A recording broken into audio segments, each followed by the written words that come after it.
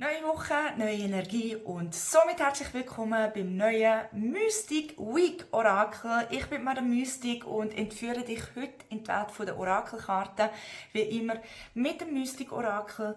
Und heute tauchen wir ein in alle Elemente, das heisst alle Sternzeichen. Du kannst sehr gerne unten in der Infobox Timestamps anschauen.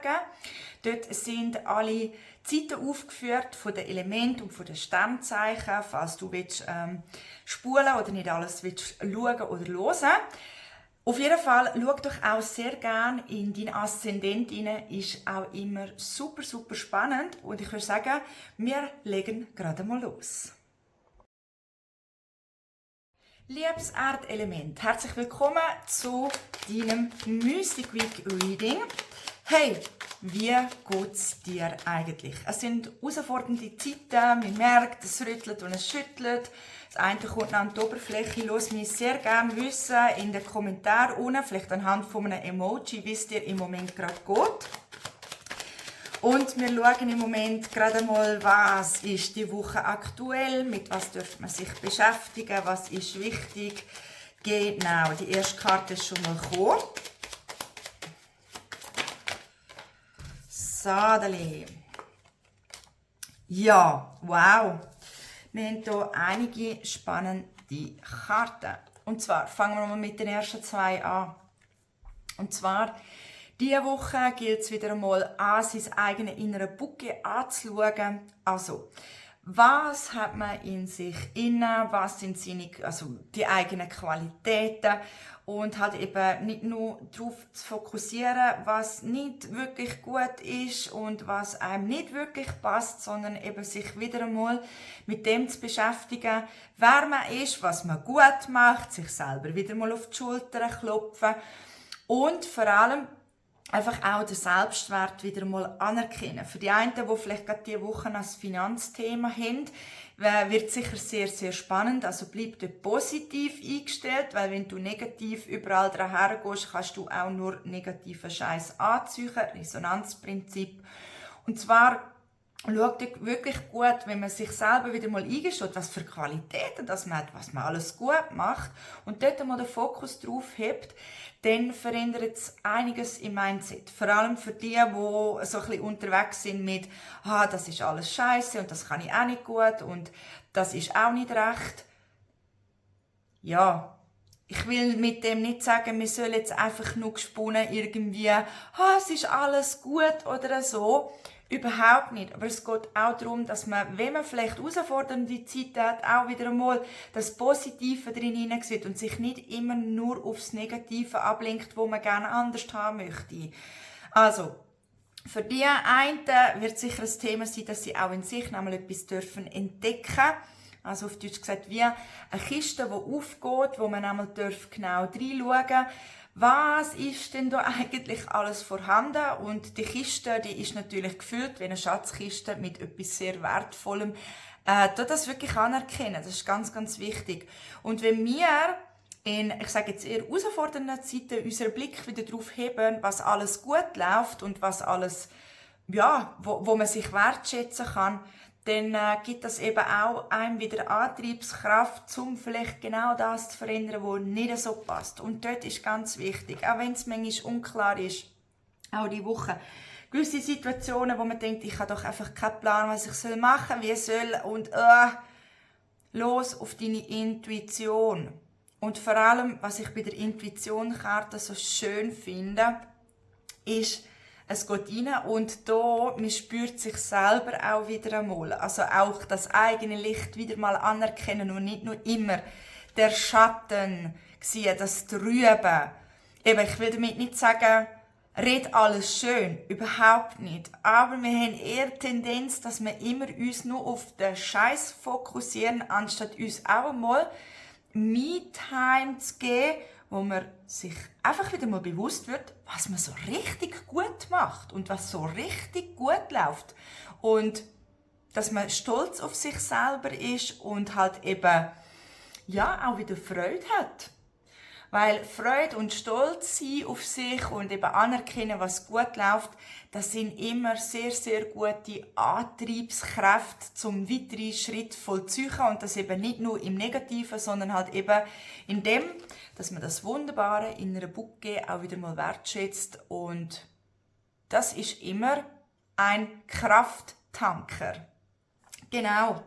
Ja, liebes Erdzeichen, lass mich mega gerne wissen in den Kommentaren, wie sich der Impuls für dich angefühlt hat. Und ich würde mich natürlich sehr freuen, wenn du das Video teilst. Sei ein magischer Reminder für jemand anderes. Vielleicht kennst du das Erdzeichen, wo du denkst, hallo, da könnte man noch ein bisschen Zauber weiterschicken. Dann freue ich mich natürlich, wenn du das Video teilst. Und ganz wichtig, ich muss es halt immer wieder erwähnen, ich habe letztes Mal gesehen, dass da einige mich schauen, aber einfach nicht abonnieren. Ja, ich würde mich natürlich über ein Abo, ein Like und natürlich einen Kommentar sehr, sehr freuen. Es ist ein kostenloser Support, es kostet dich nichts und hilft mir natürlich ganz fest weiter. Ja, also liebes Erdzeichen, ich wünsche dir ganz, ganz eine gute Woche. Bleib bei dir, schau dein wunderbare Bouquet an und nur nichts negativ, einfach immer schön die Schwingung oben behalten. Liebes Luftzeichen, herzlich willkommen zu deiner Mystic Week Legung. Wir schauen gerade rein, was die Woche so relevant ist, welche Energien das mitschwingen. Schau auch sehr, sehr gerne in deinen Aszendent rein, ist immer super, super spannend. Genau. Aber bevor wir überhaupt starten, also die Karten fliegen schon, mal eine Frage an dich. Wie geht es dir überhaupt? Das sind herausfordernde Zeiten, wir werden recht geprüft, einiges kommt an die Oberfläche, nicht immer ganz so einfach und flauschig. Lass mich sehr, sehr gerne in den Kommentaren wissen, anhand von einem Emoji, wie es dir im Moment gerade geht. So, jetzt haben wir da. Ja. Liebes Luftzeichen. Der Kampf. Mit was kämpfst du? Mit was kämpfst du im Alltag? Mit was kämpfst du in dir? Dort gibt es halt immer so, ich weiss, es ist so ein Floskel von mir, aber ich muss sie gleich immer wieder sagen. Und zwar, wenn wir mit einer Ritterrüstung rumlaufen, dann züchtet man ja auch nur Kämpfe an. Erlaubst du dir, einen Kampf abzulegen? Erlaubst du dir, zu sagen, ich muss nicht immer kämpfen? Vielleicht denkst du jetzt, ja, aber gewisse Sachen gehen gar nicht anders. Klar, solange du dem Spiel mitmachst und kämpfst, kann ja auch nur ein Kampf bestehen. So, jetzt ist aber die Frage, ist man bereit zu sagen, hey, ich lasse jetzt einfach mal die Ritterrüstung weg? Es könnte im Fall auch anders sein. Erlaube ich mir das selber auch? Die Frage ist halt, was für Kämpfe sind denn das? Was für Kämpfe sind denn das? Dein Selbstwert. Also was du vor allem Themen hast in deinem Leben von irgendwie läuft es nicht so, wie ich das gerne haben möchte und irgendwie kommt nie das auf mich zu, was ich eigentlich will und was mir gut tut und ich habe so viele Träume und Wünsche und nie geht es einen Schritt dorthin. Irgendwie läuft immer alles nur gegen mich. Da kann ich dir nur so viel sagen, wie das hat mit deinem Selbstwert zu tun. Bist es du dir denn auch der Wert, dass es besser läuft? Bist es du dir auch der Wert, dass wertvolle Sachen auf dich zukommen, zum Beispiel? Weil wenn man in einer so einer Ritterrüstung umspringt, dann zeigt dir das energetisch nur, das Leben ist ein Kampf und ich muss für alles kämpfen. Das darf aber auch einfach nur sein. Es kommt darauf an, was du damit machst. Was du damit machst und ob du überhaupt bereit bist, zu sagen, ich muss nicht immer kämpfen. Ich darf einfach sein, so plump und blöd, wie es tönt. Aber solange man mit Schwert und Axt und weiss nicht was rumläuft und im Mindset immer das Gefühl hat, das Leben ist ein Kampf, kann es auch nur ein Kampf sein. Und dort ist ganz wichtig, dass man mal den Selbstwert anschaut. Weil jemand, der einen gesunden Selbstwert hat, der kämpft nicht. Der ist es sich selbst der Wert, dass es eben auch anders laufen kann. Und es ist einem ja bewusst, und man kommt auch immer wieder Zeichen über, dass es vielleicht anders dürfte sein und dass man es vielleicht anders handhaben sollte. Also diese Woche ganz, ganz wichtig zum Schauen, wo kämpfst du? Wo sind vielleicht auch innere Glaubenssätze und Loops, die sich einfach abspielen, dass man immer das Gefühl hat, das Leben ist schon immer so gelaufen, also muss es jetzt so weiterlaufen. Du selber bestimmst, ob du irgendwo musst kämpfen oder ob du das Schwert ableihst und vielleicht einmal in ein anderes Mindset, in einen Shift reinkommst. Dann kann es eben auch ganz, ganz anders laufen. Das ist Resonanzprinzip. Ja, liebes Luftzeichen, lass mich mega, mega gerne wissen in den Kommentaren, wie der Impuls für dich ist. Und wie immer, Magie gehört geteilt. Falls dir gerade jemand anders in den Sinn kommt, ein Luftelement, wo du findest, oh ja, dann sei doch der magische Reminder und teile das Video, schick's doch gern weiter und verteile ein bisschen Zauber. Und ich muss es halt immer wieder sagen, ich habe gerade letztens gesehen, dass viele mich zwar schauen, aber nicht abonnieren. Darum würde ich mich unglaublich freuen, wenn du ein Abo da lässt, einen Kommentar und ein Like. Ja, es ist kostenloser Support, das kostet dich nichts, hilft mir aber ganz fest weiter. Und somit wünsche ich dir ganz eine gute Woche und bis zum nächsten Mal. Liebes Wasserzeichen, herzlich willkommen bei deinem Music Week Reading. Wir schauen rein, was die Woche so relevant ist, was so umschwingt. Ja, genau. Schau auch mega gerne in deinen Aszendent rein, ist auch immer super, super spannend. Aber bevor wir starten, ich stelle allen die gleiche Frage, wie geht es dir überhaupt? Wie geht es dir? Wir haben herausfordernde Zeiten, es läuft ziemlich viel, es ist nicht immer alles so flauschig, einiges kommt an die Oberfläche und so weiter und so fort. Lass mich mega gerne in den Kommentaren mit einem Emoji wissen, wie es dir im Moment geht. So, und ich würde sagen, wir haben unsere Karte. Et voilà. Um was geht es denn diese Woche? Ja, diese Woche geht es ganz, ganz viel um Stabilität. Also, Stabilität und Wachstum. Wo kann man wachsen? Welche Samen hat man gesetzt? Was darf man vielleicht genau noch, ich sage jetzt, ein bisschen das Pflänzchen gießen, hegen und pflegen, dass man dann die Ernte einfahren kann. Aber nicht nur das, sondern wir haben hier auch noch drin das Glück. Also, das heisst so viel wie, diese Woche stehen glückliche Momente an. Liebes Wasserzeichen. Die Frage ist, erkennst du das Glück auch? Oder bist halt lieber in den Gedankenstrudel und beschäftigst dich mit allem anderen? Gedanken sind immer ein bisschen schwierig, weil Gedanken, das ist schon das hier oben, unsere Festplatte, und unsere Festplatte tut uns ganz, ganz fest, ich sage jetzt mal, vom Wesentlichen abhalten, weil man das Gefühl hat, man müsse sich noch mit dem auseinandersetzen und das beschäftigen und so weiter und so fort. Und wir haben hier natürlich das Glück, also das Glück, das ist natürlich immer etwas, glückliche Momente, glückliche Zufälle.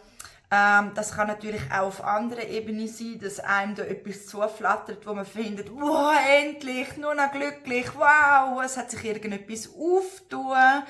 Und diese Momente kann man halt nur erkennen, wenn man jenseits und weit fernab vom Kopf ist. Also behalte deine Fühler dort offen.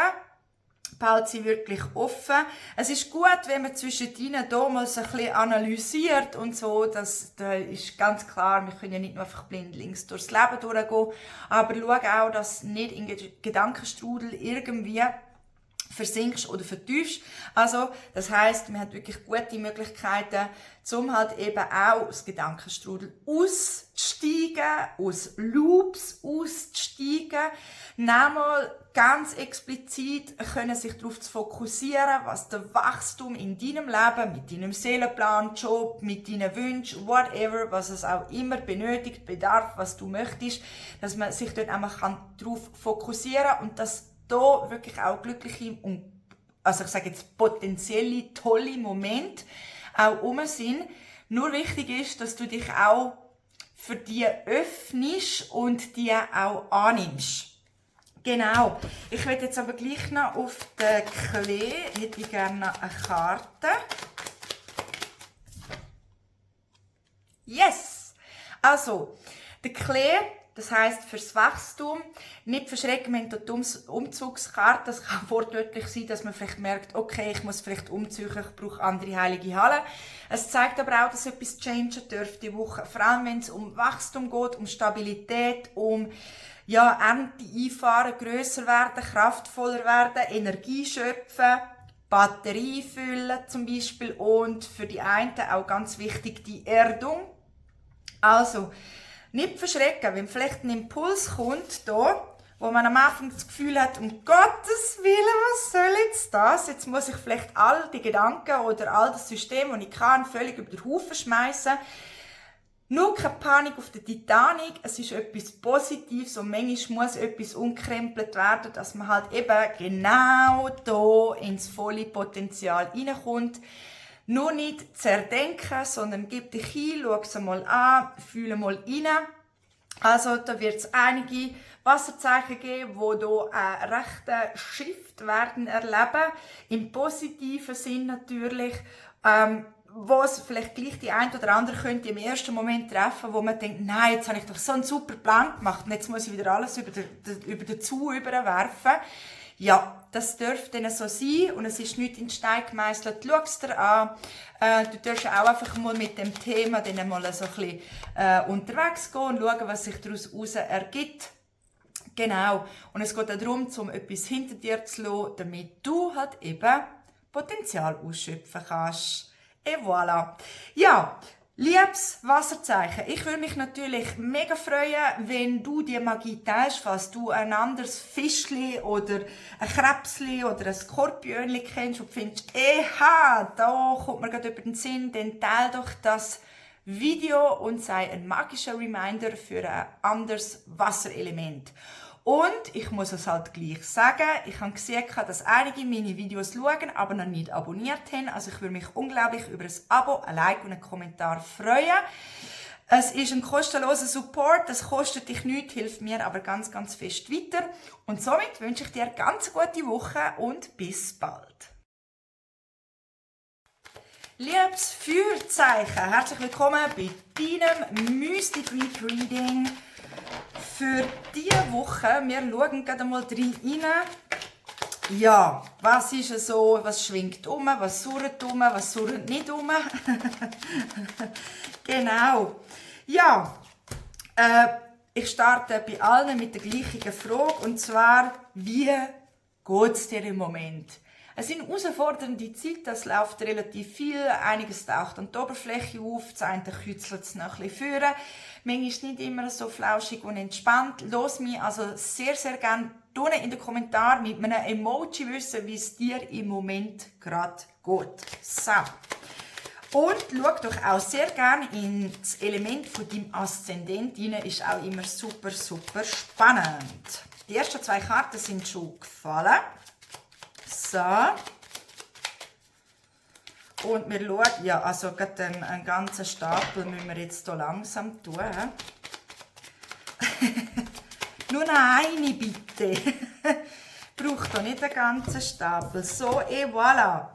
Um was geht es denn diese Woche? Da haben wir schon mal ganz 2 spannende Karten. Ja, liebes Feuerzeichen, diese Woche geht es ganz, ganz viel um die Urkraft, um die Weisheit, um die Verbindung mit sich selbst und dem All-Eins-Sein. Und vor allem eben auch, was Verbindungen anbelangt. So, also was bedeutet jetzt das Verbindung? Also Verbindung zu dir selber, wie gehst du mit dir selber um? Bist du auch Hand in Hand mit dir selber?